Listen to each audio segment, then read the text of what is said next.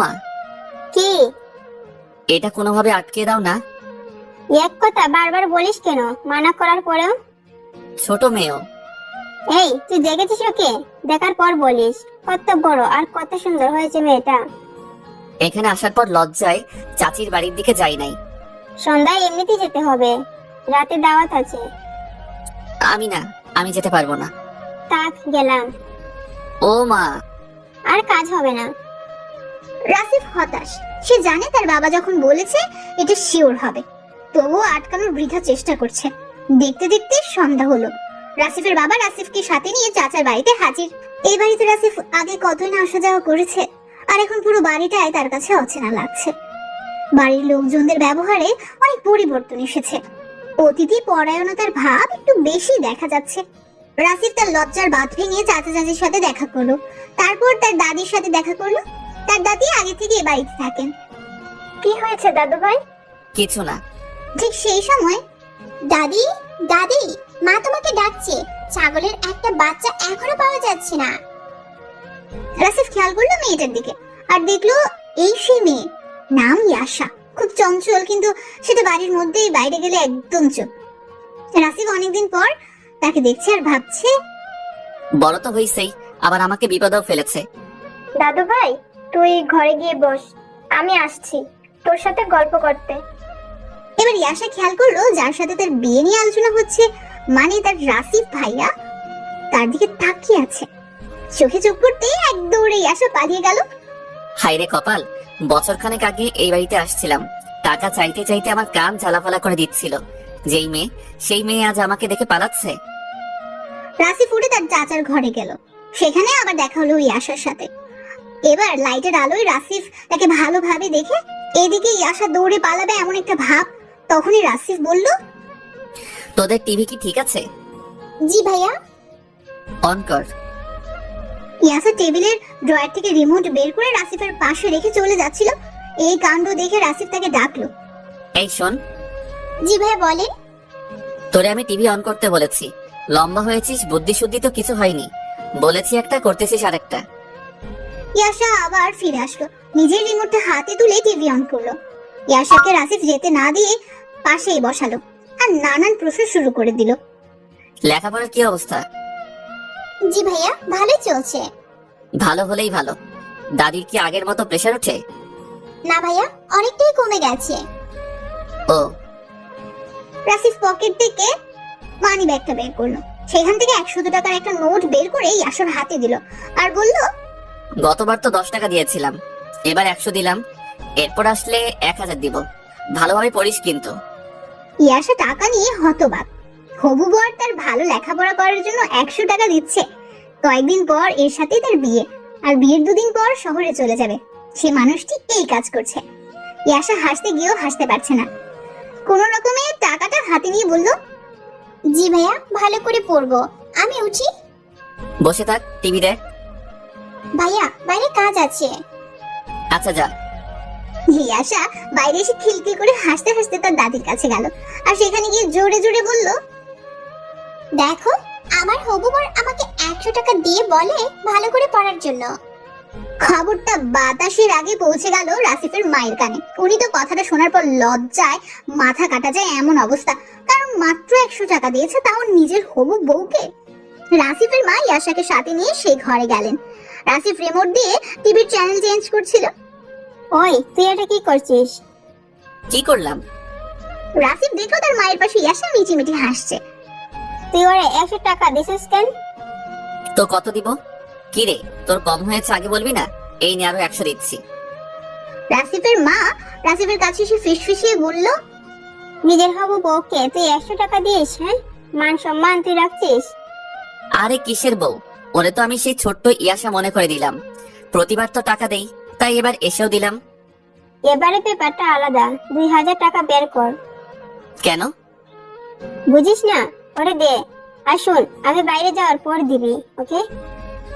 রাসিফের মা চলে গেলেন। রাসিফ এবার কিছুটা রাগান্বিত হলো। এই এদিকে আয়। জি ভাই, বলেন। তোরে যে আমি টাকা দিয়েছি, বাইরে বলতেছিস কেন? টাকা দিয়েছেন তো, তাই খুশিতে বলেছি। বেশি চালাক হয়েছিস তাই না? মা তোকে টাকা দিতে বলেছিল, যা দিব না। তাহলে আমি বাইরে যাওয়ার পর কেউ যদি জিজ্ঞেস করে বলবো যে ভাইয়া আগের যে 100 টাকা দিয়েছিল সেটাও রেখে। এই দাঁড়া দাঁড়া, টাকা নিয়ে যা। এখন আর নিব না, রেখে দাও, পরে নিব। পরে আবার কখন নিবি? আমার যখন ইচ্ছা। আমি তো থাকবো না। ইয়াশা কিছু বলল না, একটু হেসে রুম থেকে বেরিয়ে গেল। রাসিফ বুঝতে পারে না ওর টাকা না নেওয়ার কারণটা কি। রাসিফ আবার টিভি দেখায় মন দেয়। বাড়ির মধ্যে রান্না বান্না, বাচ্চাদের দৌড়াদৌড়িতে কেমন একটা উৎসবমুখর পরিবেশ সৃষ্টি হয়েছে। দুই পরিবারের সম্পর্ক যে গভীর হতে যাচ্ছে এটাই তার প্রতিচ্ছবি। রাতে খাওয়া দাওয়ার পর্ব শেষ হলো। রাসিফের বাবা নিজের ভাইকে ডাকলেন আর বিয়ের দিন তারিখ ঠিক করার পরামর্শ শুরু করলেন। রাসিফ সহ সবাই সেখানে উপস্থিত ছিল। ছিল না শুধু ইয়াশা, সে তার নিজের রুমে দরজা লাগিয়ে শুয়ে আছে।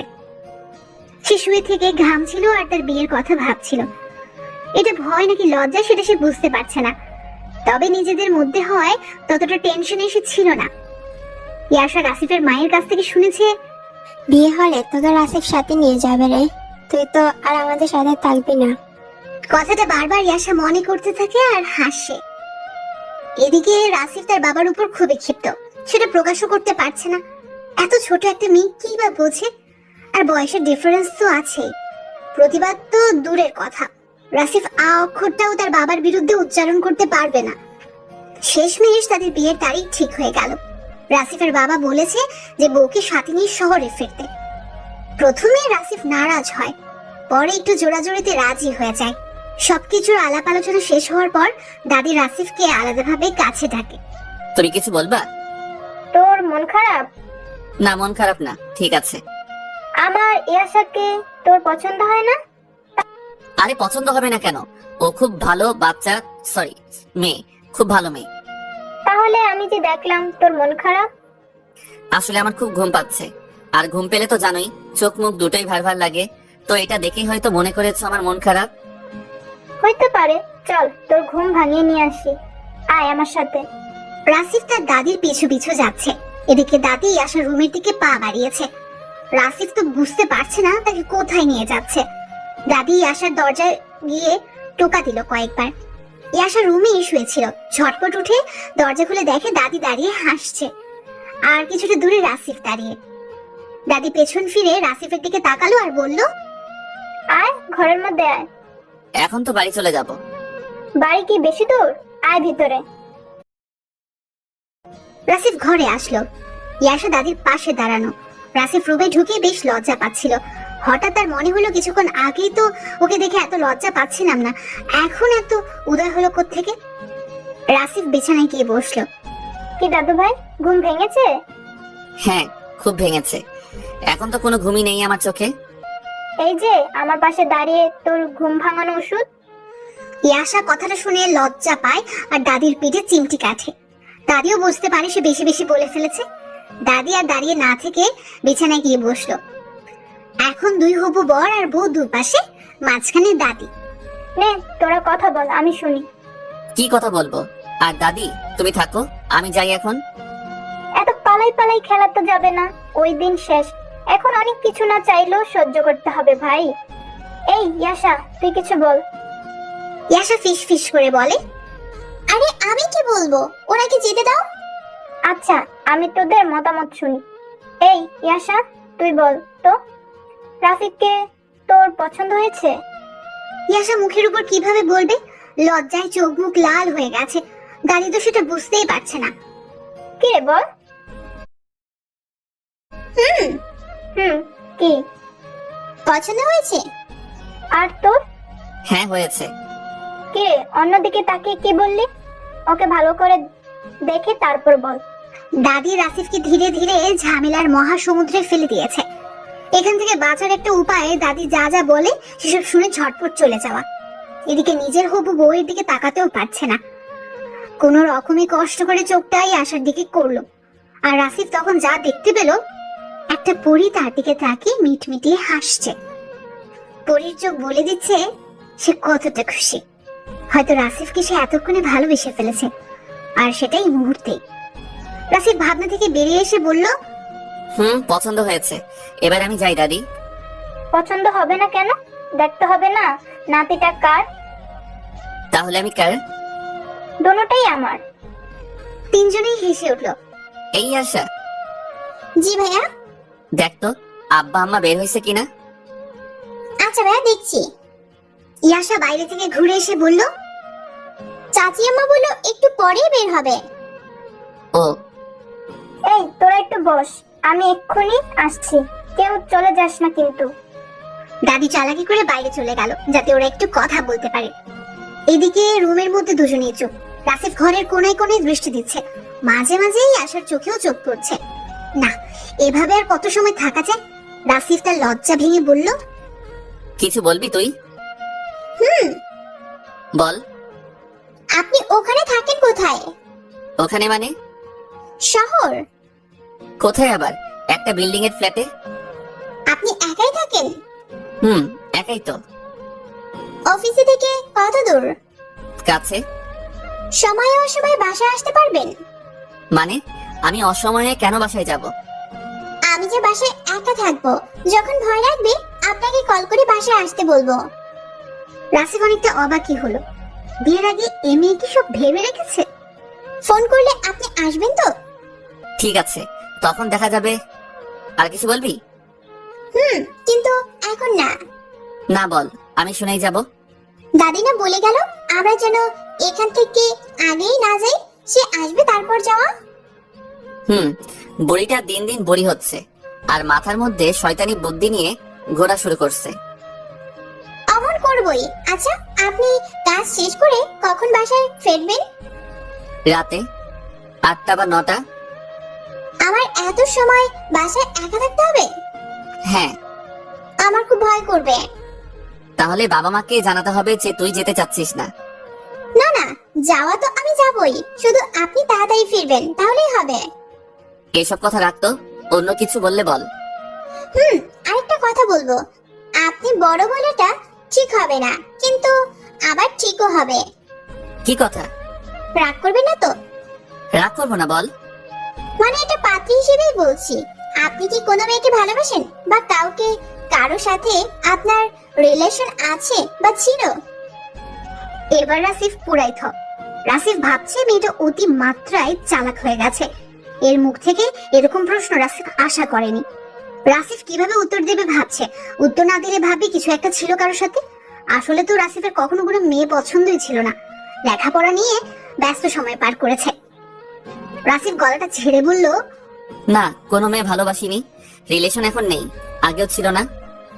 ইয়াশা খুব খুশি হলো, আর সেই খুশিতে বলতে শুরু করলো, আমিও না, আমিও না, আমি কাউকে কখনো পছন্দ করিনি, আর আপনাকে আমার খুব পছন্দ। তোকে আমি কিছু বলতে বলেছি? সরি। রাসিফ আর কোনো কথা না বলে বাইরে চলে আসলো। পরদিন থেকে শুরু হলো বিয়ের আয়োজন। বিয়ের দিনকে কেন্দ্র করে আয়োজন ভালো এগোচ্ছিল, কিন্তু হঠাৎ রাসিফের অফিস থেকে খবর আসে যে তাকে 2 দিনের মধ্যে অফিসে ফিরতে হবে, তার অফিসে ফেরা জরুরি। রাসিফ বাড়ির সবাইকে এই কথাটা জানাতেই 2 বাড়ির লোকজনের মনে বাজ পড়ার মতো অবস্থা। সবার মনে প্রশ্ন, এখন কি হবে? এত অল্প সময়ে বিয়ে বা কখন হবে? নাকি রাসিফ আবার ছুটিতে আসলে তখন বিয়ের ব্যবস্থা করা হবে? এসব নানান কথা যখন সবাই বলা বলি করছিল, রাসিফের বাবা নিজের 2 বাড়ির লোকজনকে এক করলো, সেটা রাসিফদের বাড়িতে। রাসিফ যখন শুনতে পেল তার বাবা ওই বাড়ির সবাইকে ডেকেছে, তখন বলল, এই মানুষটা আমাকে বিয়ে করে দিয়ে তারপর ছাড়বে। ইয়াশাদের বাড়ি থেকে সবাই আসলো, তাদের সাথে কথাবার্তা হলো। শেষমেশ সিদ্ধান্ত হলো আজ সন্ধ্যায় বিয়ে। হুট করে বিয়ে হওয়ায় বাইরের কাউকে জানানো হবে না। এরকম সিদ্ধান্তে ইয়াশার মনটা খুব খারাপ হয়ে গেল। কারোর সাথে কোনো কথা না বলে একা বসে রইল। এদিকে রাসিফও ব্যস্ত হয়ে গেছে, নতুন বউকে নিয়ে ফ্ল্যাটে উঠতে হবে।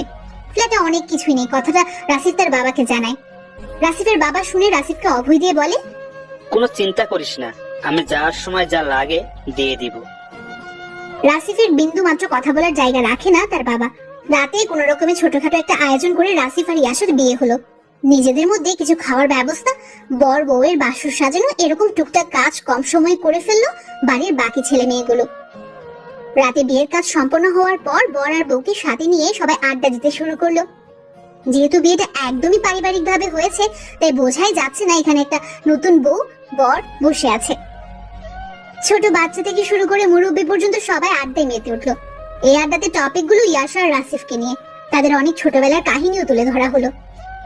ইয়াশা ছোটবেলায় রাসিফ ইয়াশাকে কোলে করে অনেক ঘুরেছিল। বিশেষ করে ইয়াশার মা যখন ইয়াশাকে মারতো, ইয়াশা তখন খুব কান্না করত। এই বাড়ি থেকে ইয়াশার কান্নার আওয়াজ পাওয়া যেত। ইয়াশার গলার আওয়াজ শুনে রাসিফ বসে থাকতে পারতো না। পড়তে বসা হোক বা খেতে বসা হোক, যে অবস্থাতেই থাকুক দৌড়ে ইয়াশার কাছে চলে যেত। চাচির কাছ থেকে ইয়াশাকে উদ্ধার করতে রাসিফ যখন এসে হাজির হতো, তখন দাদি বলতো, এই তো জামাই হাজির। ইয়াশা মা আর ইয়াশাকে মারতে পারবে না। আজ দাদির কথাটা সত্য হলো। তিনি তার কথাগুলো এই আড্ডায় তুলে ধরলেন।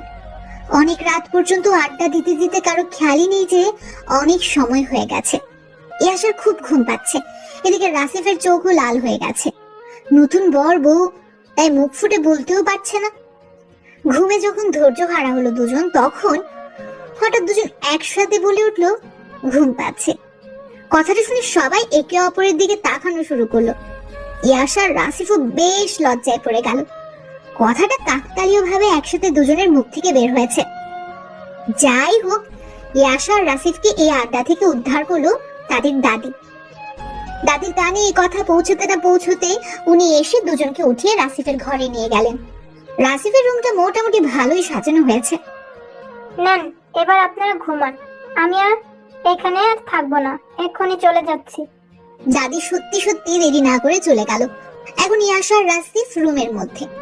রাসিফও বিছানায় যাচ্ছে না, ইয়াশাও যাচ্ছে না।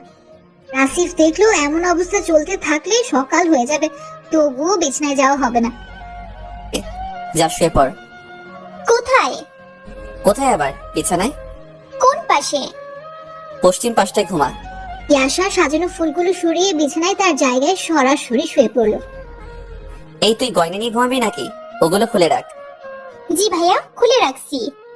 ইয়াশা উঠে গয়নাগুলো খুলে আবার আগের মতো লেপের মধ্যে গুটিসুটি মেরে শুয়ে পড়লো। রাসিফ বিছানায় উঠতে যাবে, তখনই ইয়াশা বলল, ভাইয়া নামাজ তো পড়লেন না? তোকে নামাজের কথা কে বলেছে? দাদি। হুম, ওঠ, উঠে তুইও পড়ে নে। দুজন নামাজ শেষ করে এসে শুয়ে পড়লো। আজকে অনেক ঠান্ডা, তাই না রে? নে ঘুমা, এখন অনেক রাত হয়েছে। ভাইয়া আমার মন খারাপ। আবার কি হলো? গায়ে হলুদ হলো না। ইয়াশা এই গায়ে হলুদের জন্য অনেক মন খারাপ করেছে। তার শখ ছিল হলুদ লাগানোর। এখন আমি কি করব বল? আমি তো মানা করিনি। এত তাড়াতাড়ি বিয়েটা দেওয়ার কি দরকার ছিল? দরকারও আছে। মানে? আপনি যদি সুযোগ পেয়ে কোথাও লটর পটর করে বসতেন, তাই চাচা মানে আমার শ্বশুর আব্বা রিস্ক নেননি। আমি ওগুলো করতে যাব কেন? যা দিনকাল পড়েছে বলা তো যায় না। বেশি কথা বলতেছিস কিন্তু। ঘুমা এখন। ইয়াশা কিছুক্ষণ চুপচাপ থেকে আবার ডাকাডাকি শুরু করলো। রাসিফ তখন প্রায় ঘুমিয়ে গেছে। তখন, ভাইয়া ভাইয়া। কি? আমার ঘুম কেটে গেছে, ঘুম পাচ্ছি না। তাহলে ঘুমিয়ে থাক। কি সব বলছে? উনি মনে হয় ঘুমিয়ে গেছেন। এই ভাইয়া। কি? রাগ করছেন কেন? আমার ঘুম পাচ্ছে না। তো ঘুমানোর চেষ্টা কর। আচ্ছা আপনি ঘুমান, সরি। জোরে কথা বলে রাসিফের ঘুমটাও কেটে গেছে। চোখ ডলতে ডলতে বলল, তুই কি আমাকে ঘুমাতে দিবি না? বললাম তো সরি, আর ডাকবো না। আমারও ঘুম কেটে গেছে। শোন, তোকে কিছু বলি। তোকে তো সাথেই নিয়ে যেতে হবে। আগে ভাগেই সব বলে রাখি, আমরা কাল দিন পর রওনা হব। বাসা থেকে অনেক কিছু নিয়ে যেতে হবে আপাতত, পরে নতুন সব কিনতে হবে। তুইও সকালে উঠে দাদি আর মাকে ডেকে নিয়ে। কার মা? আমার মা। ও।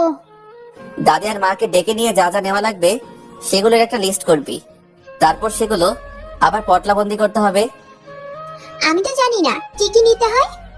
সেই জন্যই তো মা আর দাদিকে সাথে রাখবি। হাড়ি পাতিল থেকে শুরু করে যা যা লাগে।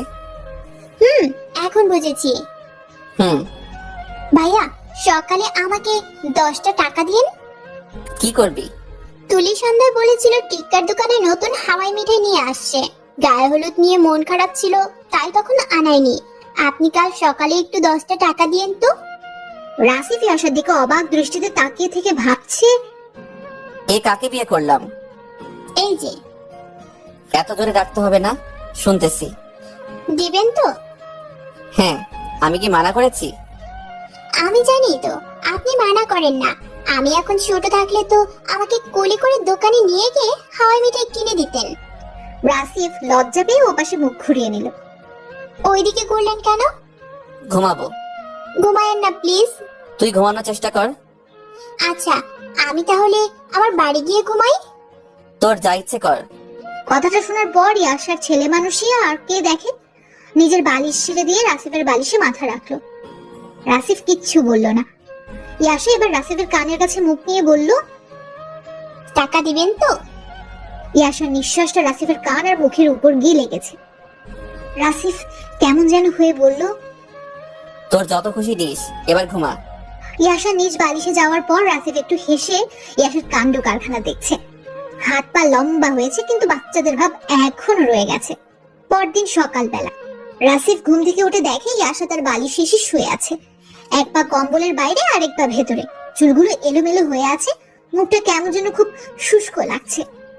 হঠাৎ রাসিফের চোখ আটকে গেল ইয়াসার ঠোঁটের দিকে। শীতে ঠোঁটটাও চিড়চিড়ে ভাব ধরেছে। রাসিফ ভাবছে জেগে থাকলে হয়তো ঠোঁটটা ভিজিয়ে রাখতো। রাসিফ এবার গভীর ভাবনায় পড়ে গেল। হারামিটার মুখ দিয়ে কত কথা বলে। আবার আবদার গুলো দেখো, ওর গায়ে হলুদ হলো না কেন? সকালে কিন্তু 10 টাকা দিতে হবে, আবার গিয়ে নিজ বাড়িতে ঘুমাবে। এটাকে নিয়ে কি করব আমি, আল্লাহ জানে বাকি জীবন কিভাবে কাটবে। ভাবনায় থাকতে থাকতেই রাসিফ ইয়াসার মাথায় হাত দেয়। এলোমেলো চুলগুলোতে হাত বোলাতে থাকে। এদিকে ইয়াসা হঠাৎ করে তার চোখ খুলে ফেলল। রাসিফও তার হাত দ্রুত সরিয়ে নেয়। ইয়াসা বলল, ভাইয়া আপনি কি করছিলেন? কই কিছু না তো। আমার মাথায় হাত দিয়ে কি করছিলেন? চুলগুলো এলোমেলো হয়ে আছে, তাই একটু গুছিয়ে দিচ্ছিলাম। দাঁড়ান, আমি চিরুনি নিয়ে আসি, আপনি আমার মাথার চুলগুলো আঁচড়িয়ে দেবেন। আমি পারি না। শিখবেন। আচ্ছা নিয়ে আয়। ইয়াসা টেবিল থেকে চিরুনি এনে রাসিফের হাতে দিল। রাসিফ ইয়াসার কথা অনুযায়ী চুল আঁচড়িয়ে দিল। ভালোই পারেন। বিউটি পার্লারে জব করেন? এই কি বলিস এগুলা? এত সুন্দর করে কাজ করে দিলেন তাই বললাম। কিচ্ছু বলতে হবে না, ওটা এখন। ভাইয়া কি? 10 টাকা মানি ব্যাগে আছে, নিয়ে নে। তোমার জন্য একটা আনবো? না। আনি না তোমার জন্য? আচ্ছা নিয়ে আয়। ইয়ে! ইয়াসা ছুটলো ঘরের বাইরে। উঠোনে আসতে রাসিফের মা ইয়াসাকে ধরে ফেললো আর ইয়াসাকে বলল, এখন বাইরে যাওয়া যাবে না, গোসল করে না একটু। ইয়াসা আর বাইরে যায়নি, মনটা একটু খারাপ হয়ে যায় তার। তারপর শাশুড়ি মায়ের কথা মতো গোসল করে নেয়। ইয়াসা গোসল শেষ করে রুমে আসলো। এসে দেখে বিছানার উপর অনেকগুলো হাওয়াই মিঠাই। ওগুলো দেখে একটা চিৎকার দিয়ে উঠলো। রাসিফ কোথা থেকে দৌড়ে এসে বলল, ওই ওই কি হয়েছে? এগুলো কে নিয়ে আসছে? আমি। আপনি জানলেন কিভাবে যে আমি কিনি নেই? মা তোকে গোসল করতে বললো, তুই তো গোসল করতে গেলি মন খারাপ করে। আপনি আমাকে ভালোবাসেন তাই না? সেটা তো ছোটবেলা থেকেই, ওটা তো বোন হিসেবে। এখনো? হ্যাঁ। আমি চাচি আম্মা টুকু কি কই শাশুড়ি মাকে বলবো আপনি আমাকে বউ হিসেবে ভালোবাসেন না? দেখ, সময় হলে বউ হিসেবে ভালোবাসবো। এখন সময় হয়নি? না। তাহলে বিয়ে করলেন কেন? মানে তোর বুদ্ধি হোক, তারপরে বউ হিসেবে ভালোবাসবো। না এক্ষুনি। এত বায়না কিন্তু ভালো লাগে না। আমি মাকে বলে দিব। এই তুই এমন করিস কেন? তাহলে বউ হিসেবে ভালোবাসেন? সেটা কিভাবে? একটু জড়িয়ে ধরেন। তাহলেই হবে? হ্যাঁ হবে তো। দেখ দরজা খোলা আছে, এখন না। বন্ধ করেন। রাসিফ উপায় না পেয়ে দরজা বন্ধ করে দিল। এই মেয়ের কথা না শুনলে সে গিয়ে উল্টোপাল্টা বলে দেবে, আর সব বকা রাসিফকে শুনতে হবে। রাসিফ দরজা বন্ধ করে দাঁড়াতেই ইয়াসা মিটিমিটি হাসতে হাসতে রাসিফকে জড়িয়ে ধরলো। এটাই প্রথম জড়িয়ে ধরা, প্রথম স্পর্শ। ইয়াসা বলল, আবার কিন্তু অনেকগুলো কিনে দিতে হবে। আচ্ছা দিব। আর এইভাবেই কিন্তু ভালোবাসতে হবে। আচ্ছা এখন ছাড়। এরপর সারা দিন ব্যস্ততায় কাটলো দুজনে। কাল যেতে হবে তাই ব্যাগপত্র গোছানো। কিভাবে থাকবে এটা নিয়ে নানান জন নানান কথা বলছে। রাসিফ চাইছিল ইয়াসাকে রেখে যেতে, কিন্তু ইয়াসাই এখন যেতে চাচ্ছে। আর কে আটকায়? পরদিন সকালের বাসে দুজন রওনা হলো। ইয়াসা নতুন জায়গায় যাচ্ছে তাই তার মধ্যে বেশ কৌতূহল কাজ করছে। রাসিফকে নানান ধরনের প্রশ্ন করছে। রাসিফও এক একভাবে উত্তর দিয়েই যাচ্ছে। দুপুরের দিকে রাসিফ তার ফ্ল্যাটে পৌঁছে যায়। রাসিফ চতুর্থ তলায় একটা ফ্ল্যাটে থাকে। ইয়াশা আর জিনিসপত্র নিয়ে উঠে যায়। 2 ঘন্টার বেশি সময় লাগলো রুম গোছাতে। দুজনই ক্লান্ত। ইয়াশা তো আগেই সোফায় বসে পড়েছে, রাসিফ এখনো কাজ করেই যাচ্ছে। একটু জিরিয়ে নেন। না রে, পরে আর করা হবে না। বাকি কাজগুলো আমি করব নে। তুই এমনিতে ক্লান্ত হয়ে পড়েছিস। তাই কি? অমনি পারবো? না, ওয়েট কর একটু, আমি করে শেষ করে দিচ্ছি সব কাজ শেষে। খুব ক্ষুধা লাগছে আমার। একটু ওয়েট কর, নিচে বিরিয়ানির দোকান আছে, আমি যাবো আর আসবো। আমাকে একা রেখে যাবেন? তুই ক্লান্ত, নিচে গিয়ে কি করবি? আমার ভয় লাগে, তাড়াতাড়ি আসবেন। হ্যাঁ আচ্ছা। রাসিফ গিয়ে বিরিয়ানি নিয়ে আসলো 2 প্যাকেট। রাসিফ আবার ইয়াশার কোনো কষ্টই দেখতে পারে না। নিজের বোন নেই, তাই ছোটবেলা থেকেই ইয়াশাকে খুব ভালোবাসতো, আর আজ সেটা অন্য ভালোবাসায় পরিণত হওয়ার সম্ভাবনায়। রাসিফ বিরিয়ানি নিয়ে বাসায় আসলো। যা, হাত ধুয়ে আয় আর পানি নিয়ে আয়। আমি উঠতে পারতেছি না, খারাপ লাগছে। ইয়াশার মুখটা কেমন যেন হয়ে গেছে। রাসিফ এবার খেয়াল করলো ইয়াশা কেমন যেন হয়ে যাচ্ছে। রাসিফ ইয়াশাকে কোলে উঠিয়ে বিছানায় নিয়ে শুয়ে দেয়, পানি এনে খাইয়ে দেয়। ইয়াশার কেমন লাগছে সেটা বারবার শোনার জন্য জিজ্ঞেস করে রাসিফ। মাথায় পানি ঢালতে চাওয়ায় ইয়াশা বলল, লাগবে না, এমনিতে ঠিক হয়ে যাব। খেতে পারবি এখন? একটু পরে খাই। আমি খাইয়ে দেই। দেন। রাসিফ একটা বিরিয়ানির প্যাকেট খুলে সেখান থেকে ইয়াশাকে খাওয়ানো শুরু করলো। 2-1 বার মুখে নেওয়ার পর, আমি জানি তোর একটু খারাপ লাগবে, নতুন পরিবেশ আর খাওয়াটাও একটু লেট হয়ে গেছে। আপনি চিন্তিত হইয়েন না, আমি মানিয়ে নিব। আমি জানি তুই পারবি। আমাকে একটু পানি দেবেন? পানি খাবি? না, হাত ধোবো। আমি তো খাইয়ে দিচ্ছি, হাত ধোয়ার কি দরকার? আগে দেন। ইয়াশা হাত ধুয়ে নিয়ে এবার হাতে খাবার তুলে রাসিফের মুখে ধরলো। আমাকে খাইয়ে দিতে হবে কেন? অনেক কাজ করেছেন আর নিজে না খেয়ে আমাকে খাওয়াচ্ছেন। আমি যদি বলতাম খেয়ে নেন, আপনি বলতেন আগে তোর খাওয়া শেষ হোক তারপর আমি খাবো। এতক্ষণ তো আমার ধৈর্য কুলাবে না, তাই আমি খাইয়ে দিচ্ছি। করেন। ইয়াশাও খাইয়ে দেওয়া শুরু করলো। ইয়াশা খাবার তুলে দিতে দিতে বলল, দাদি আমাকে অনেক কিছু বলে দিয়েছে। কি বলে দিয়েছে? সব বলা যাবে না, আমার লজ্জা করে। না, বল দেখি কি বলে দিয়েছে। বলেছে যে আমি যেন আপনার খুব যত্ন নেই, খেয়াল রাখি, আপনার বদ অভ্যাস দূর করার জন্য আপনাকে বকা দেই। আর কি? বলা যাবে না। নিশ্চয় শয়তানি বুদ্ধি শিখিয়ে দিছে, তাই না? না, তাহলে রোমান্টিক বুদ্ধি শিখিয়ে দিয়েছে। কি সেটা? না, যা বলে দিয়েছি সেটা আমার মুখ থেকে বের হবে না। লাগবে না বলা, খেয়ে শেষ করো, আমিও একটু ঘুমাবো, খুব ক্লান্ত লাগছে। আচ্ছা, তাড়াতাড়ি খাইয়ে দেন তাহলে। দুজন খাওয়া শেষ করে বিছানায় ঘুমিয়ে নিল। সন্ধ্যার পরপর ইয়াশার ঘুম ভাঙলো। রাসিফ তখনও ঘুমোচ্ছে। ইয়াশা এবার রাসিফকে নিয়ে দুষ্টুমি শুরু করে। নিজ বালিশে থেকেই তার বাম হাতটা রাসিফের মুখের উপর রাখে। কিছুক্ষণ একভাবে রেখে আবার রাসিফের নাক চেপে ধরে, একবার ধরে আরেকবার ছাড়ে। এমন করতে করতে রাসিফ উঠেই যায়। রাসিফ বুঝতেই পারেনি ইয়াশা তার সাথে দুষ্টুমি করছে। রাসিফ চোখ খুলে ইয়াশার দিকে তাকায় আর বলে, ও, উঠেছিস তুই? হ্যাঁ, রাতে খেতে হবে না। খেতে হবে তো। শুয়ে আছেন, বাজার করবে কে? মা তো সব দিয়ে দিয়েছে।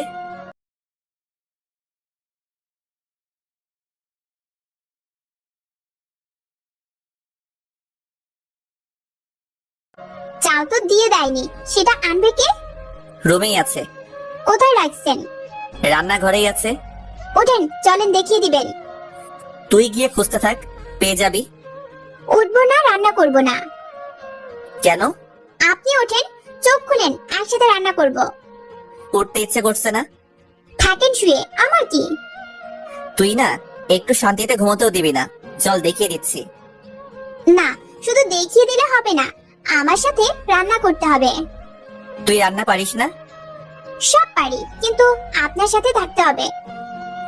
চল। দুজনে একসাথে কিচেনে আসলো, তারপর চাল বের করলো। যেগুলো মা রান্না করে দিয়েছে ওগুলো গরম করবি নাকি? হ্যাঁ, ফ্রিজে রেখে দিয়েছি, যান বের করে নিয়ে আসেন। তুই যা। আমি চাল ধুয়ে দিই, আপনি ওগুলো নিয়ে আসেন। এত আলসেমি করেন কেন? বউয়ের কাছে ছোটখাটো একটা বকা শুনে রাসিফ তরকারির বাটি নিয়ে আসলো। এদিকে ইয়াশা গ্যাসের চুলায় পাতিল উঠিয়ে দিয়েছে। এটা কিন্তু একলা করলেই পারতি। সকাল থেকে তো একাই করতে হবে। তাও ঠিক। কেউ তো নেই আমার পাশে যে থাকবে। পিচ্চি মেয়েটা বলে কি? এই শুনছেন? শুনতেছি, বল। বাসায় একটু কল করব, ভালো লাগছে না আমার। দাঁড়া, ফোন নিয়ে আসি। রাসিফ ফোন নিয়ে এসে দেখে ইয়াশা কান্না করছে, তবে কোনো শব্দ করছে না, শুধু চোখ বেয়ে পানি পড়ছে। রাসিফ বুঝতে পেরে বলল, এই তোর কি হয়েছে? কান্না করিস কেন? বাড়ির সবার কথা মনে পড়তেছে খুব। ইয়াশা শব্দ করে কান্না শুরু করলো। রাসিফ এখন কি করবে বুঝতে পারলো না। ইয়াশাকে ধরে যে সান্ত্বনা দেবে সেটাও পারছে না। এদিকে কান্নার আওয়াজ ক্রমেই বাড়ছে। রাসিফ উপায় না পেয়ে ওর হাতটা ধরে কাছে টেনে নিল। ইয়াশা তার মুখ রাসিফের বুকে রেখেই কান্না করা শুরু করলো। থাক, এখন ফোনে কথা বলার দরকার নেই। কেন? কথা বললে তুইও কান্না করবি, আবার চাচি আম্মাও কান্না করবে। চাচি আম্মা বলেন কেন? হাই আল্লাহ, ঠিক আছে মা, মা কান্না করবে তোর কান্না দেখে। এখন কথা বলা যাবে না। কান্না করিস না আর। আমার ভালো লাগছে না। যা শুয়ে থাক, আমি রান্না করি। সেজন্য না, তাহলে? কাছে কেউ নেই। আমি তো আছি। নিজে কি আমার সাথে খেলবে? তা তো খেলবেন না। কি খেলবো? বাসায় যেগুলো খেলতাম। কি খেলা? গোল্লাছুট, লুকোচুরি, পলানটুক। কি এগুলো তুই খেলিস এখনো? না, কিন্তু খেলতে ইচ্ছে করে। আব্বাই যেটা করছে। কি করছে? তুই বুঝবি না। সব বুঝি আমি। আমাকে আপনার সাথে জুটিয়ে দিছে, সেই দোষ দিচ্ছেন? তোর সাথে না পারি বুদ্ধিতে, না পারি কথাতে। পারবেন কিভাবে? আপনার মাথায় কিছু আছে নাকি? তোর মাথায় যে এত কিছু আছে, তাহলে তুই কান্না করিস কেন? ভালো লাগে না যে সবার কথা মনে পড়ে। ইয়াশা দাঁড়িয়ে দাঁড়িয়ে রাসিফের বুকে মুখ লুকিয়ে কান্না করে টি শার্টটা একদম ভিজিয়ে ফেললো। কোন রকম রান্না শেষ করে রাতের খাওয়াটা সেরে নিল তারা। ইয়াশার মন তো খারাপ হয়ে আছে, রাসিফও চুপচাপ কিছু বলছে না। ইয়াশা আনমনে তার হাত দেখছে, মাঝে মাঝে এদিক ওদিক তাকাচ্ছে আর মাঝে মাঝে চোখের পানি মুছছে। রাসিফ বুঝলো মেয়েটার বেশ একা লাগছে, ওকে সঙ্গ দিতেই হবে, কিছু একটা বলে হাসাতে হবে। ইয়াশা ছিল কম্বলের বাইরে আর রাসিফ কম্বলের ভেতরে। ইয়াশার মন খুশি করার জন্য বলল, কেউ যদি কম্বলের ভেতর আসতো তাহলে তাকে গল্প শোনাতাম। পরবর্তীতে শুনতে চাইলে আমি কিন্তু শোনাতে পারবো না।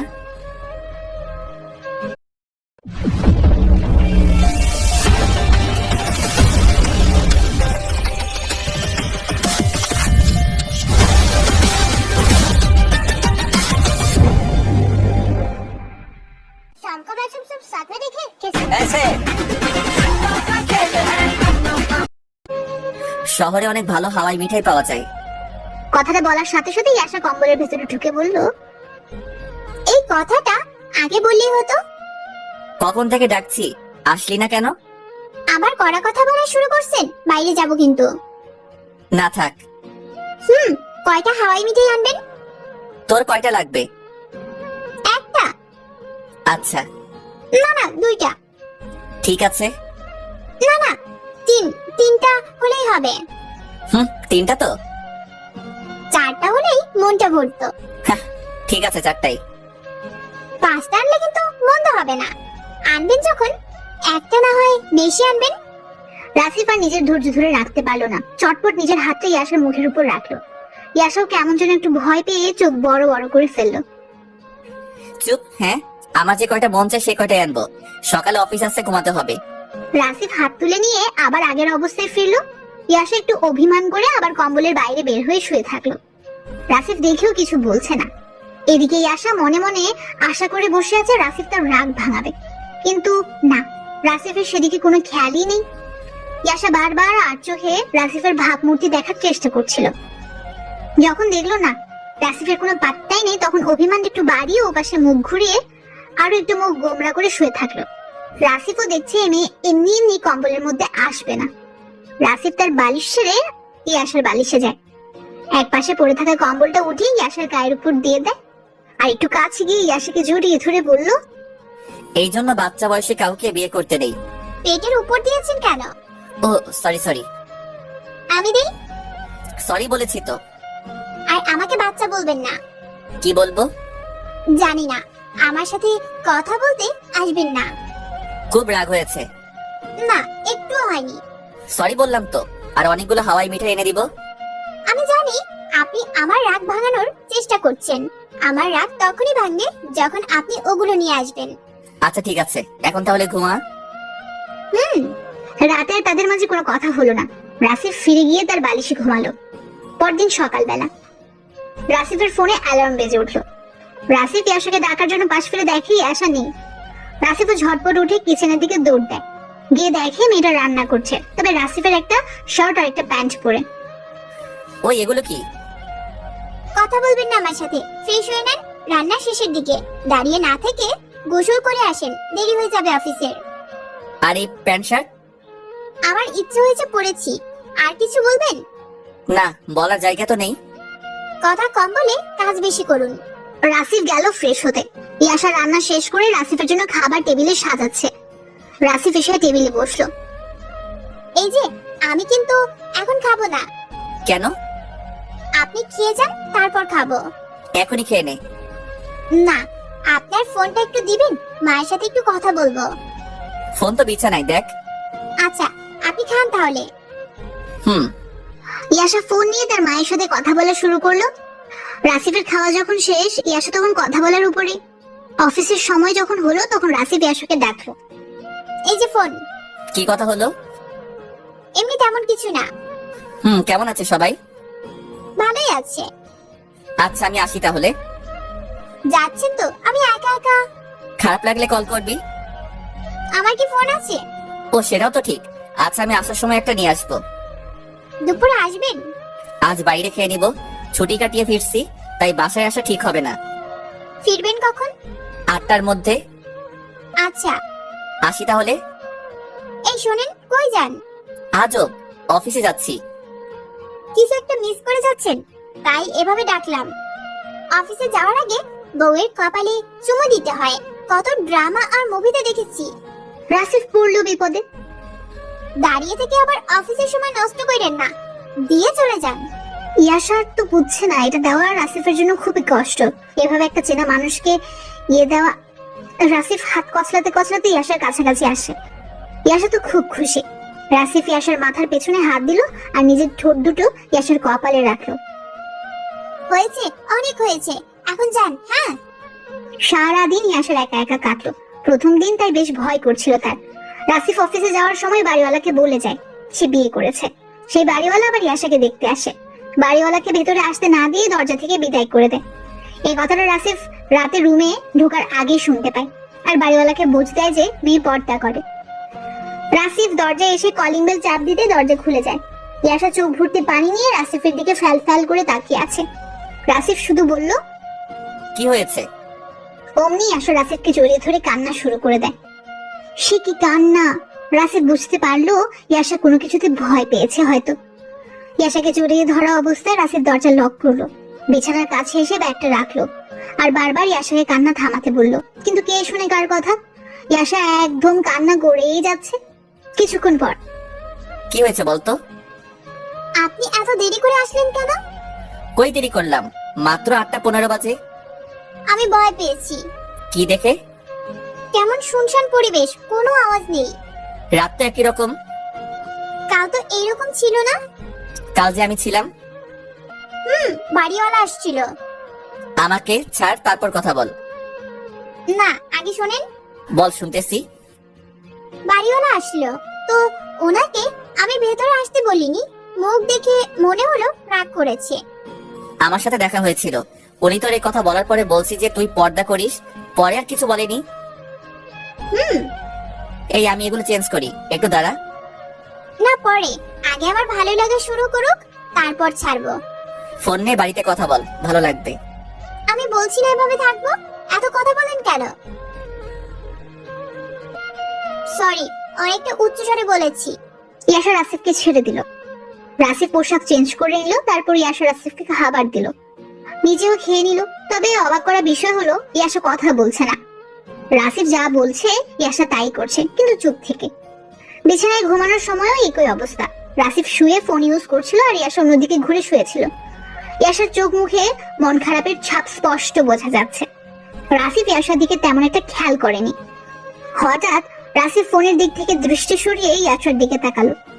রাসিফ 2 বার ডাকলো, ইয়াশা কোনো সাড়া দেয়নি। রাসিফ ভাবলো হয়তো ঘুমিয়ে পড়েছে।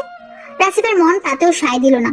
এবার সে ওপাশ ডিঙিয়ে ইয়াশার চোখ দেখার চেষ্টা করলো, আর রাসিফ যা দেখলো সেটা দেখার জন্য একদমই প্রস্তুত ছিল না। রাসিফ দেখলো ইয়াশার চোখ বেয়ে টপ টপ পানি পড়ছে, বালিশও কিছুটা ভিজে গেছে। রাসিফ বলল, এই এই কি হয়েছে? কিছু না, আপনি ফোন টিপেন। রাসিফের বুঝতে সমস্যা হলো না যে ইয়াশা অনেক রাগ করেছে আর মন খারাপও। রাসিফ কি করবে, কি বলবে, কিছুই বুঝতে পারছে না। না বুঝলে যা হয় আর কি। রাসিফ ইয়াশাকে তার দিকে নিয়ে জড়িয়ে ধরে বলল, সরি, আমি খেয়াল করিনি। লাগবে না, আপনি আপনার মতো থাকেন। কান্না করতেছিস কেন এভাবে? বললাম তো, শুনতে হবে না। আচ্ছা শুনবো না, টম এন্ড জেরি দেখবি? না, দেখবো না। আমার ভুল হয়েছে, সরি। না, ভুল হয়নি। আপনাকে জড়িয়ে ধরলে আপনি বিরক্ত হন, আবার মোবাইলকে বেশি গুরুত্ব দেন। তো বন্ধুরা, এতক্ষণ ধরে গল্পটি শুনেছো। গল্পটি তোমাদের কাছে কেমন লাগছে? যদি গল্পটি ভালো লেগে থাকে এবং এ ধরনের গল্প আরো শুনতে পছন্দ করো, তাহলে এক্ষুনি নিচে থাকা সাবস্ক্রাইব বাটনটি টিপে আমাদের পরিবারের একজন সদস্য হয়ে যাও এবং গল্পটি কন্টিনিউ করো। আর হ্যাঁ, একটি সুন্দর কমেন্ট করতে কিন্তু ভুলবে না। ছাড়েন আমাকে, আপনাকে রান্না করে দিব, যা বলবেন তাই করব। আপনার কোনো দায়িত্ব নেই, আমার দিকে খেয়াল রাখতে হবে না আপনার। বললাম তো সরি। জোর করে কিছু বলতে হবে না।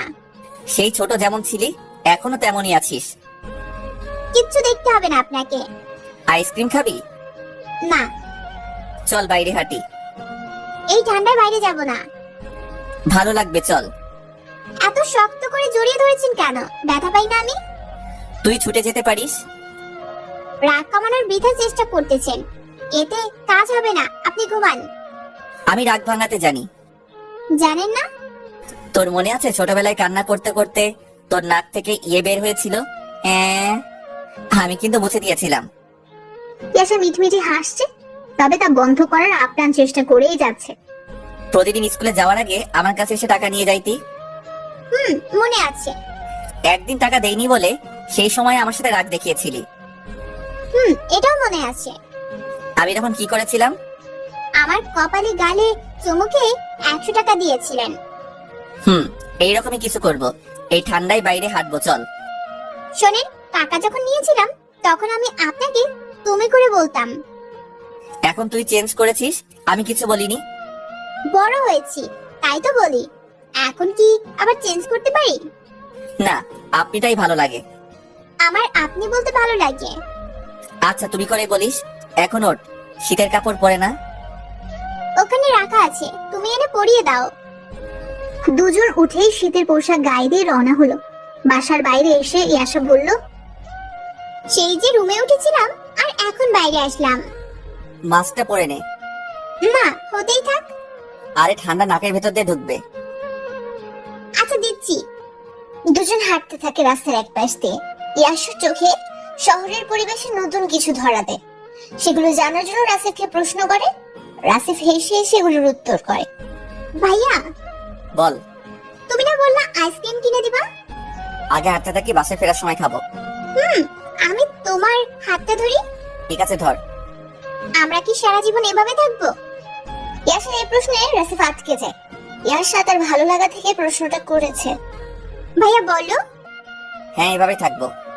ও, তাহলে তো আমার কোনো চিন্তাই নেই। কেন? আরে তুমি থাকলে আমার এত ফ্রি লাগে, মনে হয় মানে আমি গুছিয়ে প্রকাশ করতে পারবো না, তবে মনে হয় যা ইচ্ছা তাই করতে পারবো। বুঝেছি। দুজন হাঁটতে হাঁটতে রাস্তার একটা ল্যাম্প পোস্টের নিচে দাঁড়ায়। ল্যাম্প পোস্টের আলোতে ইয়াশার মুখটা খুব ভালো করে দেখছে রাসিফ। মেয়েটাকে এখন বেশ আনন্দিত লাগছে। আশপাশে জনশূন্য থাকায় ইয়াশা রাসিফের সাথে বেশ ভালোভাবেই মিশে যাচ্ছিল। নানান প্রশ্নে রাসিফকে না যে হাল অবস্থায় ফেলে আবার একটু দুষ্টুমি করে তাকে হাসানো, এরকমই চলছিল। রাত একটু বেশি হয়, ওরা বাসার দিকে রওনা দিল। বাসার কাছাকাছি একটা দোকান থেকে কিছু আইসক্রিম কিনলো। দুজন একটা করে নিয়ে খেলো, বাকিগুলো নিয়ে আসলো। রুমে আসার পর, ওহ কি যে ভালো লাগছে, এমন সময় আমার কখনো কাটেনি।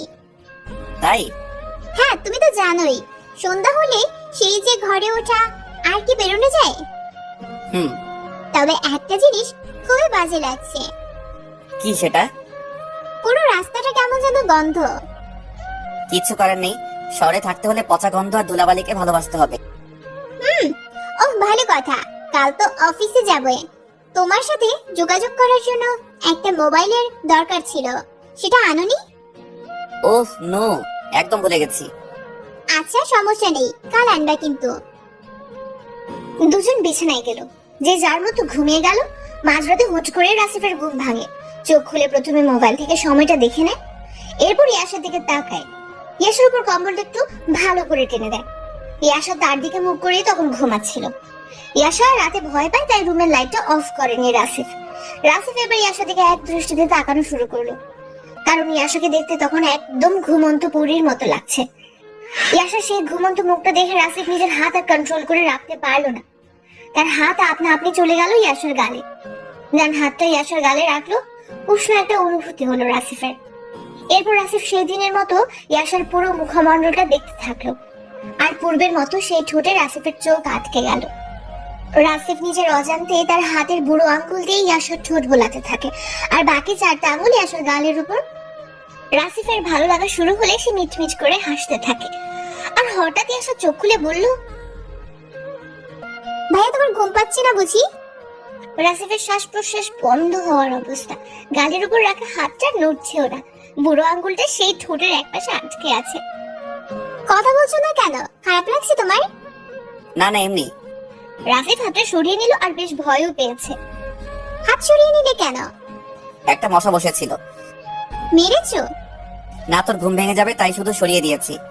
তুমি যখন আমার গায়ের উপর কম্বলটা ভালো করে টেনে দিলে, আমি তখন জাগনা পেয়েছি।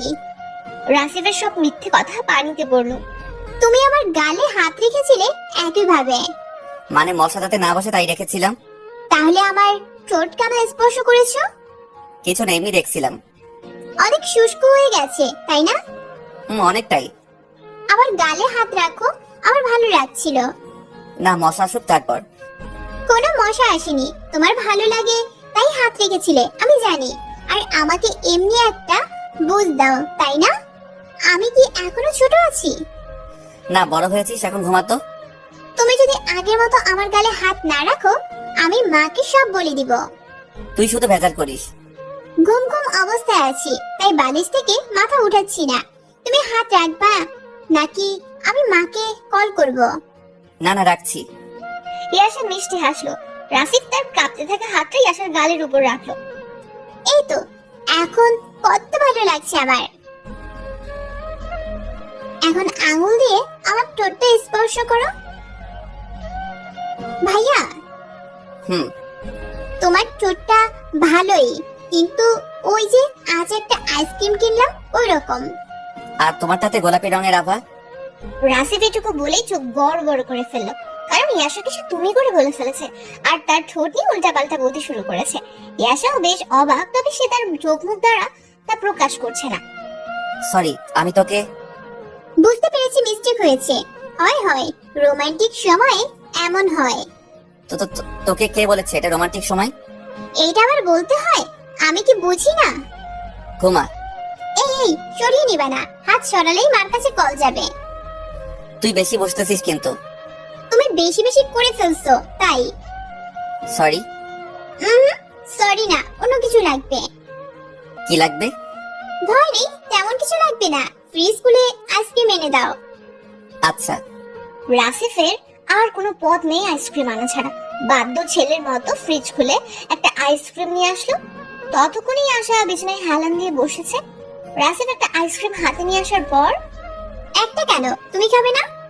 না, আমি খাবো না এখন। আচ্ছা কাছে এসে বসো। ইয়াসার মতো রাসিফও হেলান দিয়ে বসলো। ইয়াসা আইসক্রিম খাওয়া শুরু করেছে। রাসিফ তাকিয়ে তার খাওয়া দেখছে, আর সেই সময় আবার ইয়াসার ঠোঁটে তার চোখ আটকে গেল। আইসক্রিমের কারণে ঠোঁটটা ভিজে গিয়ে একদম গোলাপি হয়ে উঠেছে। ঠোঁট দুটো কিছুক্ষণ আগে শুষ্ক ছিল। রাসিফের মন যাচ্ছে ওই ঠোঁটে তার ঠোঁটের স্পর্শ দিতে। ভাইয়া, তুমি আমার খাওয়া এভাবে দেখছো কেন? খেতে মন চাইলে নিয়ে আসো। না না, এমনি, মানে তোর ঠোঁটে কি যেন লেগে আছে। কই, একটু সরিয়ে দাও তো। আমি পাচ্ছি না। রাসিফ সুযোগ পেয়ে তার মুখটা ইয়াশার মুখের কাছাকাছি নেয়। কই মুছে দাও। রাসিফ আর ধৈর্য করতে পারলো না, চট করে একটা কিস করে বসলো ইয়াশার ঠোঁটে। 3 সেকেন্ডের মধ্যে রাসিফ তার ঠোঁট সরিয়ে নিল আর কম্বল মুড়ি দিয়ে শুয়ে পড়লো। ইয়াশা তো হেলান দেওয়া অবস্থায় কাঠের পুতুল হয়ে গেছে। আইসক্রিমটা আর খাওয়া হলো না ইয়াশার, পাশে একটা টেবিলের উপর রেখে দিল। রাসিফের এমন কাজে সে কিছুটা ভয় পেয়েছে। হঠাৎ করে যে এমন কাজ করবে ইয়াশা বুঝতেও পারে। রাতে আর দুজনের কথা হলো না, কারণ দুজনে লজ্জায় শেষ। পরদিন সকালবেলা উঠে কারো মুখে কোনো কথা নেই, যার যার কাজ শেষে করছে। রাসিফ লজ্জা ভয় দুটোই পাচ্ছে, ইয়াশার দিকে তাকাতেও পারছে না। খাবার টেবিলে বসে ইয়াশায় আগে কথা ওঠে। ভাইয়া, কিছু বলবি? আসার সময় কিছু মশলা আনতে হবে। লিখে দে, বাসায় আসার সময় নিয়ে আসবো। তুমি আমার দিকে তাকাচ্ছ না কেন? কই না তো, এই যা তাকাচ্ছি। ইয়াশা দেখলেও রাসিফ আরো লজ্জা পাচ্ছে। ইয়াশা খাওয়া বাদ দিয়ে রাসিফের কাছে উঠে গেল আর তার কানে কানে বলল, আমি জানি তুমি আমাকে ভালোবেসে আমাকে দিয়েছো, আমি কিছু মনে করিনি। রাসিফের খাওয়া শেষ, সে আর খাবার গিলতে পারছে না। ইয়াশা রাসিফকে চমকে দিয়ে একটা কাজ করে বসলো। ইয়াশা রাসিফের চুলগুলোর মধ্যে একটা চুমু খেয়ে বলল, আমিও তোমাকে অনেক ভালোবাসি। ইয়াশার ভালোবাসি বলাটা ছিল অনেকের বাচ্চাদের মতো। তুমি কিছু ভাবছো? না না না, কিছু ভাবছি না। দ্রুত খেয়ে নাও, লেট হয়ে যাবে তো। খাচ্ছি। রাসিফ কোনো কিছুতে আটকে গেছে।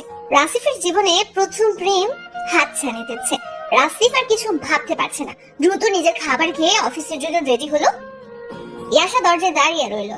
কতদিনের মতো রাসিফ ইয়াশার কপালে চুমু খেলো। লজ্জায় দুজনেই মুচকি হেসে উঠলো। তারপর ইয়াশা রাসিফকে বিদায় জানালো। যদিও একটা দিনের জন্য বিদায় জানাচ্ছে, তবুও ইয়াশার মন খারাপ হয়ে গেল রাসিফের অফিস যাওয়াতে। সারাদিন ইয়াশার রুমে শুয়ে বসে কাটলো। রাসিফ সন্ধ্যায় এলো, হাতে একটা ব্যাগ দিয়ে ইয়াশা আজ করলো যে তার জন্য কোনো ফোন নিয়ে এসেছে। সত্যিই তাই, রাসিফ ইয়াশাকে কাছে ডেকে এনে তার হাতে মোবাইল দিল। মোবাইল পেয়ে ইয়াশা তো খুব খুশি। দেখিস, আবার আমার অনুপস্থিতিতে কোনো ছেলের সাথে কথা বলিস না আবার। তুমি কি বললা? যা দিনকাল পড়েছে, এই তো কিছুদিন আগেও আমাদের পাশের বাসার একটা ভাবি মোবাইলে কথা বলে অন্য একটা সম্পর্ক তৈরি করেছে। ভাইটা জানতে পেরে ডিভোর্স দিয়ে দেয়। আমাকে এমন মনে হয়? দেখ, তুই তো ভালো, সারাদিন কাজ করে বাসায় এসে হয়তো আমি কোনো কিছু খোঁজ নিতে পারবো, তখনও তুই আমার কাছে ভালোই থাকবি।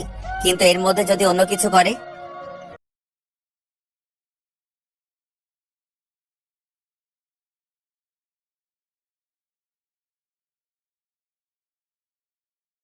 রাসিফ পুরো কথাটা শেষ করার আগেই আশা দেয়ালে মোবাইলটা ঢিল মারলো।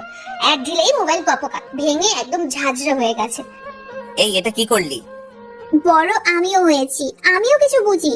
সংসারে যাতে সন্দেহ না ঢুকে সেই ব্যবস্থাই করলাম। তাই বলে ফোন ভাঙবি?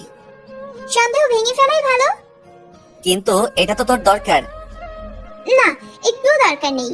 আমার অতি জরুরি কিছু প্রয়োজন হলে দারোয়ানের কাছ থেকে আপনাকে কল করব। দিন শেষে বাসায় আসবেন, তখন আপনার ফোন থেকে বাড়িতে কথা বলবো। আমি কিন্তু ওভাবে বলিনি। খেতে আসেন, খাবার দিচ্ছি। রাসিফ দেখছে ইয়াশার রাগ। এত রাগ আগে কখনো দেখেনি সে। কিছু বলে যে রাগটা থামাবে সে উপায়ও নেই। আপাতত রাসিফ ভাঙা ফোনটা উঠিয়ে ঝুড়িতে রেখে দিল। দামি ফোনটা রফা দফা করে ফেলেছে ইয়াশা।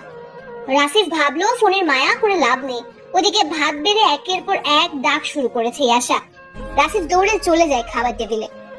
আসতে এত সময় লাগে? আমি ফোনটা ময়লার ঝুড়িতে রেখে আসলাম। খেয়ে নিন। রাসিফের সাথে ইয়াশাও খেয়ে নিল। এই মন খারাপ নিয়ে ইয়াশা বিছানায় শুয়ে রইল। ইয়াশা বিছানায় যাওয়ার আগে রাসিফকে বলেছে সে যেন তার সাথে কথা বলার চেষ্টা না করে, তার কাছেও যেন না আসে। সব নির্দেশ শুনে রাসিফ দূরত্ব বজায় রেখে শুয়ে আছে। ইয়াশা আগের দিনের মতো করে শুয়ে আছে। রাসিফ গুনগুন করে গান ধরেছে।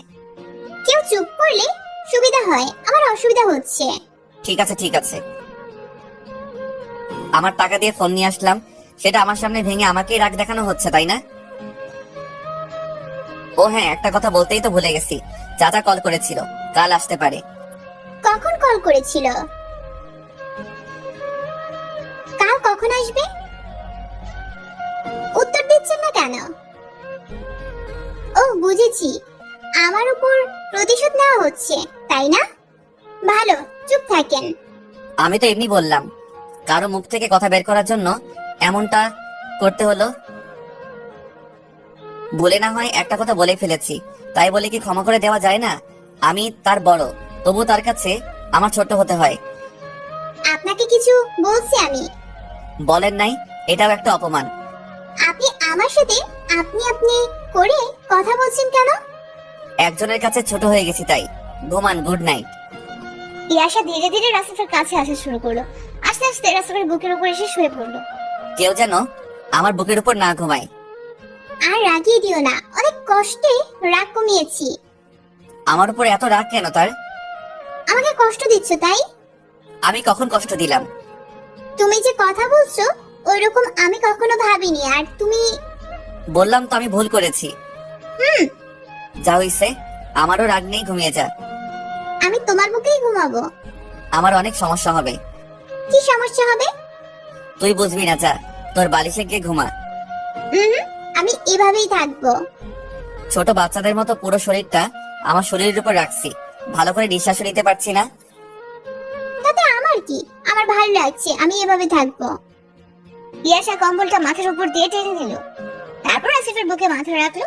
রাসিফও তার দু হাত ইয়াশার পিঠের উপর রাখলো। দুজন অনেকক্ষণ চুপচাপ রইলো। তারপর, এই যে আপনি কি ঘুমিয়ে গেছেন? না, মাকে একটু আসতে বলবেন, সাথে বাবাকেও। কালকে আসতে বলবো? হ্যাঁ। যা, কল দিয়ে কথা বল। এত রাতে ঘুমিয়ে গেছে মনে হয়। তবুও কল দিয়ে কথা বল। ইয়াশা ফোন হাতে নিয়ে উঠে গেল। ব্যালকনিতে এসে তার বাবার ফোনে ফোন করলো। ও বাস থেকে রিসিভ করলো ইয়াশার মা। মা কেমন আছো? ভালো রে, তুই এত রাতে কল দিছিস কেন? কোনো সমস্যা হয়েছে? না মা, শোনো, কাল তুমি আর বাবা আমাদের বাসায় এসো। আরে বাড়িতে অনেক কাজ আছে। না না, আমি কোনো কথা শুনবো না।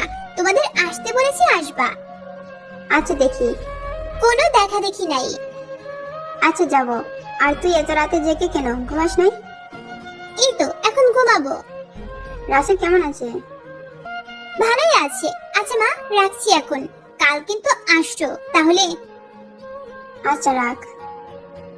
ইয়াশার কথা শেষ করে এসে দেখে রাসিফ এক থেকে কাত হয়ে শুয়ে আছে। এই, এভাবে কেন উপর হয়ে শুয়ে পড়েন? আবার আবার মানে? সবসময় আমি যেমনটা চাই তেমনটাই থাকতে হবে। বড় হয়েছেন তো কি হয়েছে, সংসারে আমি বড়। ঠিক আছে, ঠিক আছে। রাসিফ আবার উপর হয়ে শুয়ে পড়লো। ইয়াশার আগের মতো রাসিফের বুকে মাথা রেখে রাসিফকে জড়িয়ে ধরলো। এখন আমার চাচি আর চাচাকে কল করে আসতে বলো। তারা আসবে কেন? আমার বাবা মা আসছে। ওনারা কেন আসবে না? ওনারা আমার বাবা মা থেকে কম কিসে? বাড়িতে অনেক কাজ আমি জানি, তারা এখন আসতে পারবে না। কাজ সবারই থাকে, আর এই কাজের মধ্যে সময় বের করে নিয়েও আসতে পারবে। তুমি ফোন করো। এখনই? এক্ষুনি। রাসিফও বাড়িতে কল করলো। তার বাবা মা আসতে রাজি হলো। ইয়াশার বাবা মা যে আসছে সেটিও জানিয়ে দিল। কাল তো সবাই একসাথে আসবে। একসাথেই তো। দেখ, একটা ভুল করে ফেলেছি। কি ভুল? বুড়ি মানে দাদিকে তো আসতে বললাম না। ওনার কথা তো আমারও মনে ছিল না। আবার ফোন করো এক্ষুনি। দুজনের বাড়িতে কল করে বলা হলো দাদিকে যেন সাথে নিয়ে আসে। অনেক কথা হয়েছে, অনেক রাত হয়েছে, এখন তুই তোর বালিশে যা।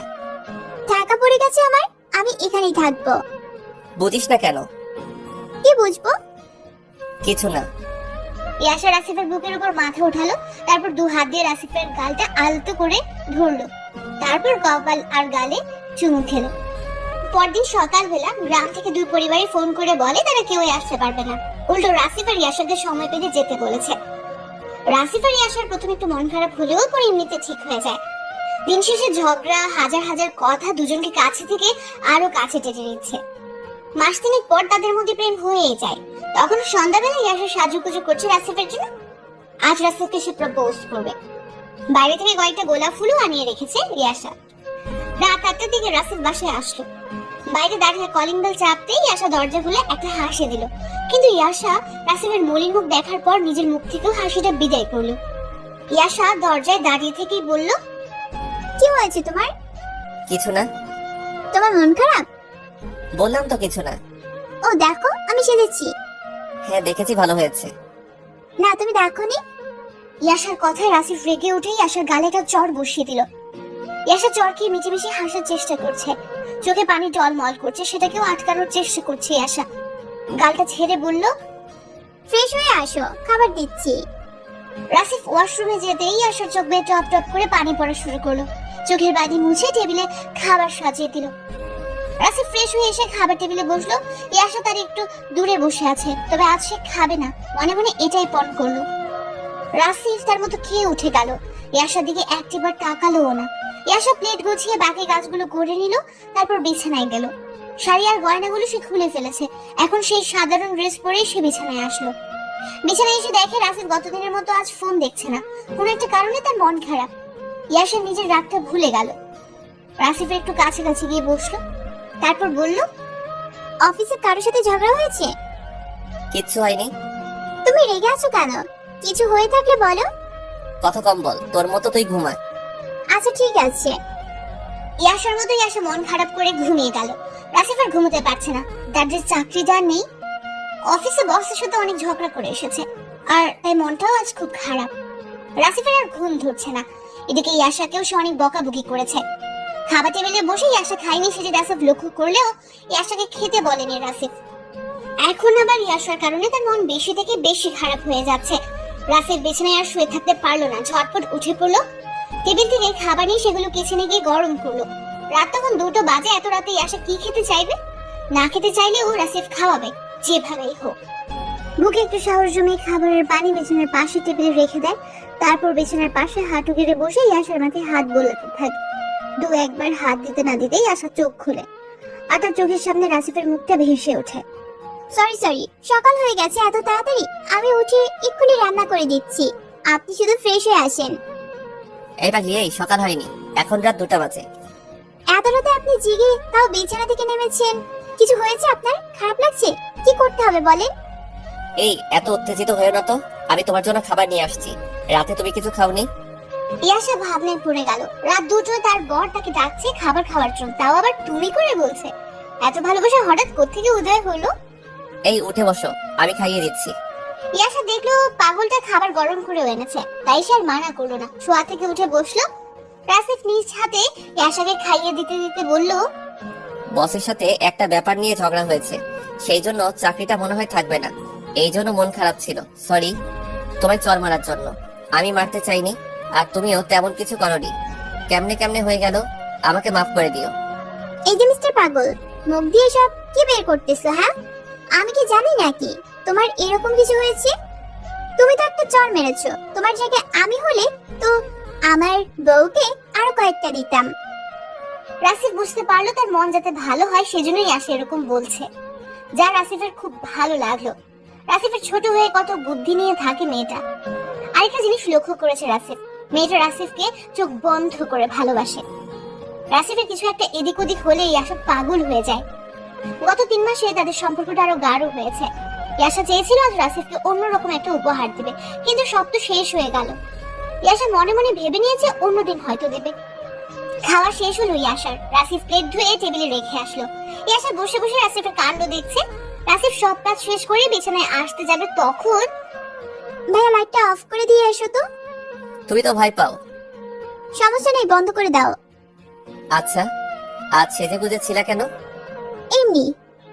আমার জন্যই সেজেছো আমি জানি। তুমি বুঝলে কিভাবে? দরজা খুলে তোমার মুখটা দেখে বুঝেছিলাম। ও, কাল থেকে তো অফিস নেই, কাল আমি তোমাকে সাজিয়ে দিব। কি বলো? আমি কি সাজিয়ে দিতে পারি না? পারো, কিন্তু আমার ভালো লাগবে না। ভালো যে লাগবে না এটাও এক ধরনের ভালো লাগা।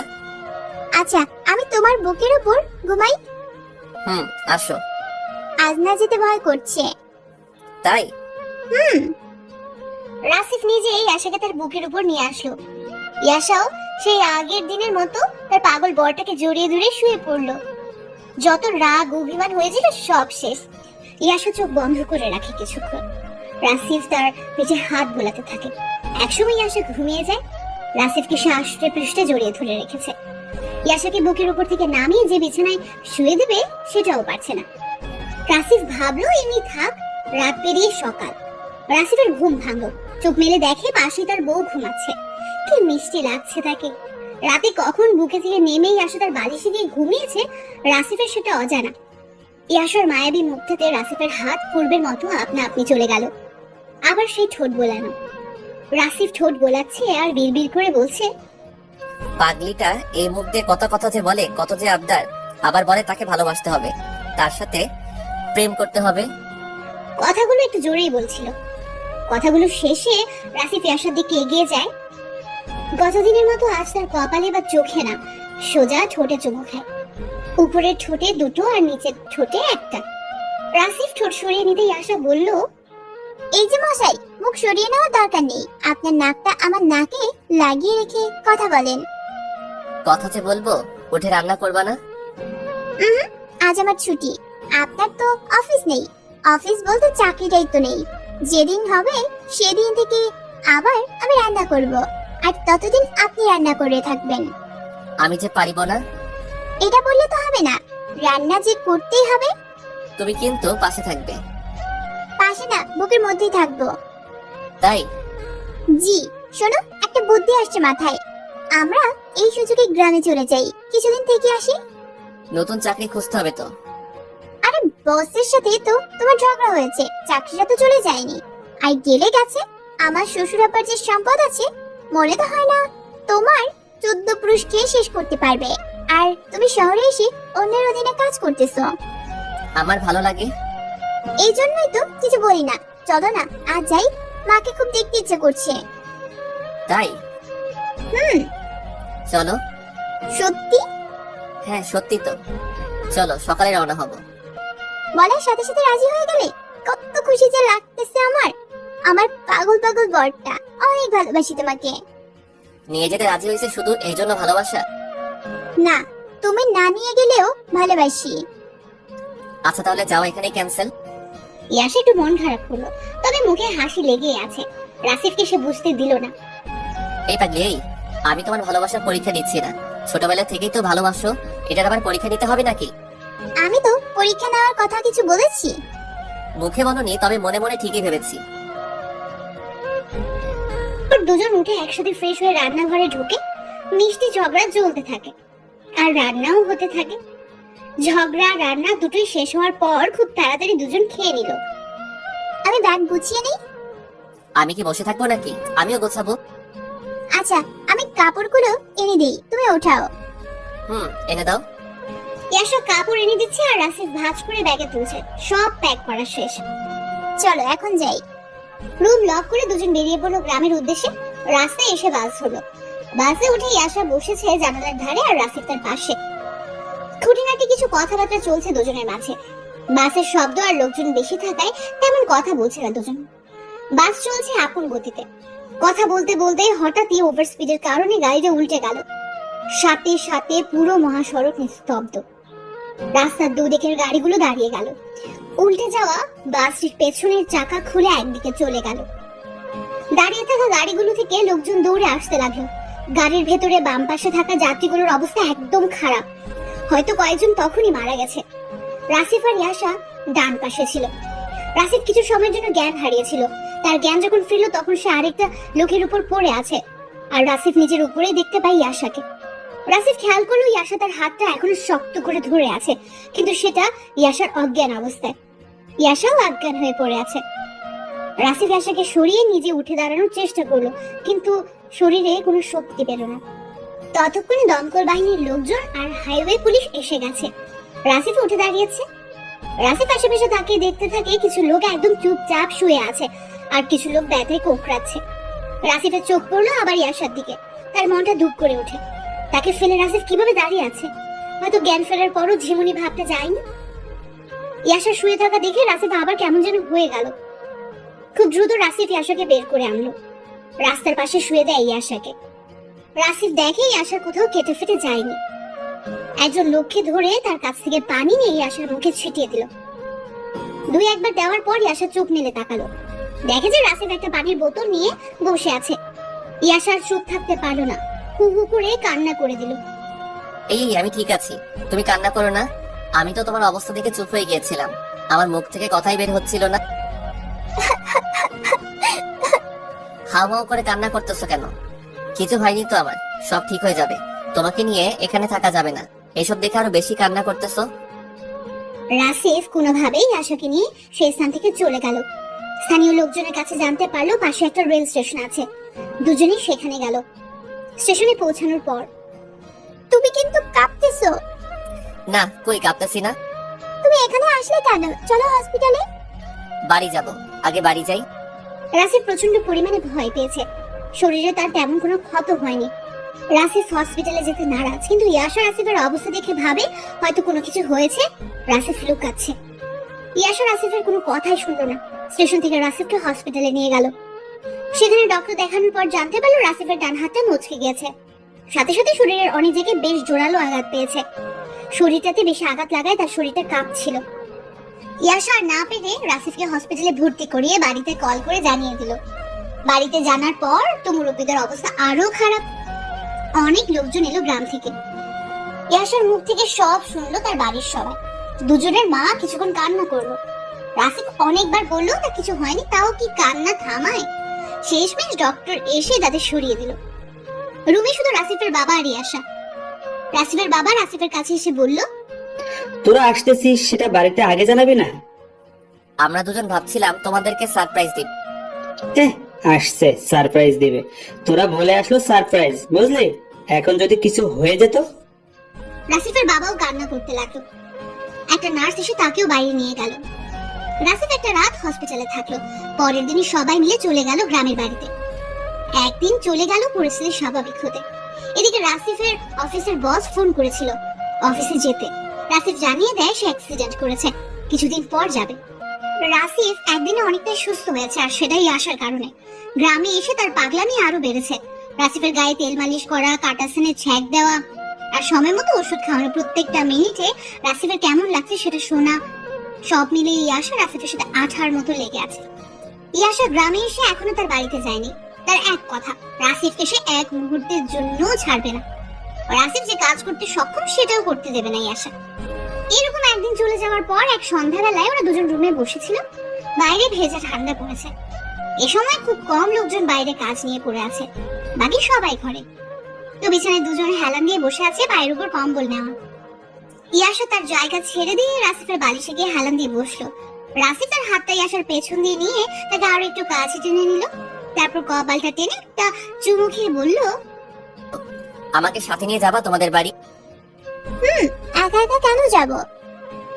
একা যাওয়া যায় না।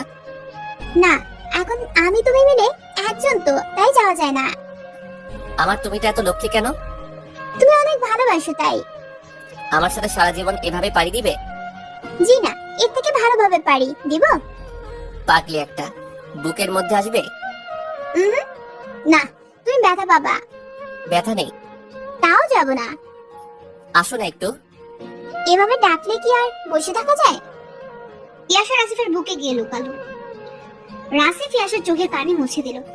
তারপর সে আগের মতো হাতের বুড়ো আঙ্গুল দিয়ে গোলাপি আভার উপরে হাত বোলানো আর সেই ঠোঁটের স্পর্শ নেওয়া, সব মিলিয়ে তাদের ভালোবাসা আরো গভীর থেকে গভীরতর হচ্ছে, যেটা কখনো হারিয়ে যাবার নয়।